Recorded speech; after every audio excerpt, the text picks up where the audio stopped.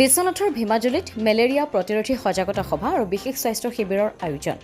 বিশ্বনাথ জিলাৰ অসম অৰুণাচল সীমান্তৱৰ্তী ভীমাজুলি গাঁৱত বিশ্বনাথ চাৰিআলি খণ্ড প্ৰাথমিক চিকিৎসালয়ৰ উদ্যোগত আজি এখনি মেলেৰিয়া প্ৰতিৰোধী সজাগতা সভাৰ লগতে দিনজোৰা কাৰ্যসূচীৰে বিশেষ স্বাস্থ্য শিবিৰৰ আয়োজন কৰা হয়। বিশ্বনাথৰ তিনিগৰাকী চিকিৎসকে অংশগ্ৰহণ কৰা স্বাস্থ্য শিবিৰটিত প্ৰায় শতাধিক ৰাইজে স্বাস্থ্য পৰীক্ষা কৰাৰ লগতে বিনামূলীয়া ঔষধ লাভ কৰে। সমান্তৰালভাৱে মধুমেহ ৰোগত লগতে অন্যান্য তেজৰ পৰীক্ষাও কৰোৱা হয়। অনুষ্ঠানৰ শুভাৰম্ভণি কৰে চিকিৎসা বিষয়া ডাঃ মাধৱ পালে।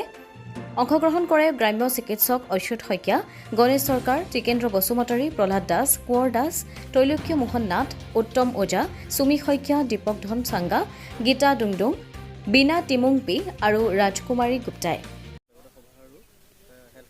স্পেচিয়েল হেল্থ কেম্প এইটো আজি স্পেচিয়েল হেল্থ কেম্প দিয়া হৈছে বিশ্বনাথ চাৰিআলি ব্লক PCৰ পৰা। এইটো এৱেৰনেছ মেলেৰিয়া মাহ চলি আছে। এইটো মাহত কি হয় আপোনাৰ মহৰ বৃদ্ধি হয় বেছিকৈ।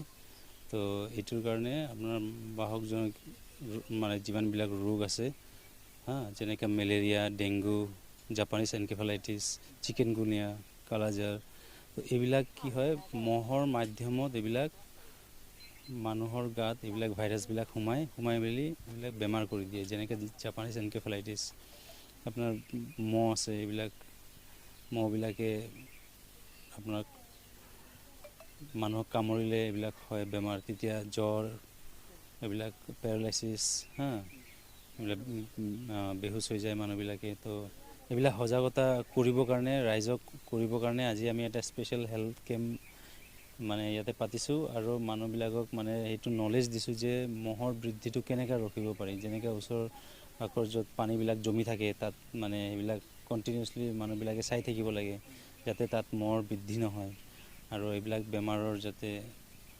আক্ৰমণটো বাঢ়ি নাযায় আমাৰ ৰাইজৰ মাজত। তো সেইবিলাকৰ সজাগতা আৰু কিদৰে মানে এনেকৈ যদি বেমাৰ হয় ধৰক মেলেৰিয়া হয়, জাপানীজ এনকেফেলাইটিছ, ডেংগু হয়, কি কৰিব লাগে, তাৰপিছত আশাক মানে জনাব লাগে এইবিলাক, বা চিকিৎসালয়ত যাব লাগে, চিকিৎসকৰ পৰামৰ্শ ল'ব লাগে। এনেকৈ মানে বেজ চেজ মাতি পেলাই এইবিলাক কৰিব নালাগে। এইবিলাক কৰাটো একো মানে চাইণ্টিফিক হেৰি নহয় উল্টা আৰু পেচেণ্ট চিৰিয়াছ হৈ পেলাই আমাৰ হস্পিটেলত আহে। তো তেতিয়া আমাৰ চিকিৎসা কৰিবলৈ অলপ টান হৈ যায়। সেইকাৰণে প্ৰথম অৱস্থাতে যদি ৰাইজে যদি এইটো মানে জানি যায় যে এইটো এনেকুৱা বেমাৰ হৈছে, আশাক যদি কণ্টেক্ট কৰে তেতিয়া আমাৰ তাত সোনকালে আহে আৰু বেমাৰৰ আউটকামটো মানে ভাল হৈ যায়। ফ্ৰী হেল্থ কেম্প হৈছে এতিয়ালৈকেতো মোটামুটি 47 মান পেচেণ্ট হৈছে। আৰু আমাৰ লগত মানে CHO 2জন আহিছে, ভীমাজুলিৰ CHO আহিছে।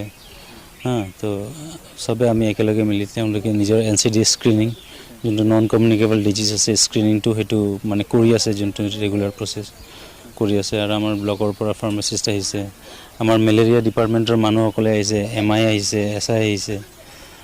তেওঁলোকে আমাৰ লেব টেক আহিছে লগত, আমাৰ মানে ব্লাড টেষ্টো হৈছে, চব RD কিট, ৰেপিড ডায়েগনষ্টিক কিটবিলাক যিমানবিলাক টেষ্ট আছে চববিলাক হৈ আছে। ৰাইজে এইটো সুবিধা পাইছে, সুবিধা লাভো কৰিছে। চব প্ৰায় বহুত মানুহে আহিয়ে আছে এতিয়ালৈকে। বিশ্বনাথৰ পৰা ৰমেশ চন্দ্ৰ চৰণৰ ৰিপৰ্ট, অমৃত নিউজ 24/7। অমৃত প্ৰবাহ অসমীয়া সাপ্তাহিক কাকতৰ ডিজিটেল সংস্কৰণ অমৃত নিউজ, সত্যৰ সন্ধানত অমৃত নিউজ।